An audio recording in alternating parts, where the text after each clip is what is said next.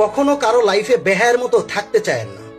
এই কাজটা আমরা অনেক বেশি করি, কারো লাইফে বেহায়ের মতো থাকতে চাওয়া।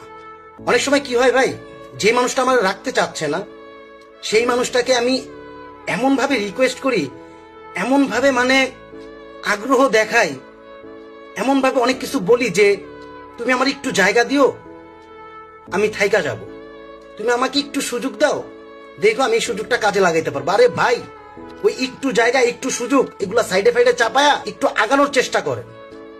অনেকেই আছে এই কাজগুলা করে। যেই মানুষটা আপনারে রাখতে চাইতেছে না তার লাইফে, আপনি কেন থাকতে চান?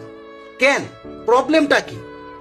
নিজের ওয়েটটারে এত মানে ভ্যালুলেস স্ক্যান করতে যান, প্রবলেমটা কি? যেই মানুষটা আপনার জন্য না, যেই মানুষটা আপনারে রাখতে চাচ্ছে না, সেই মানুষটা আসলে আপনার জন্য না। সেই মানুষটা আসলে আপনাকে ওইভাবে রাখার জন্য কখনো আপনার লাইফে আসে নাই।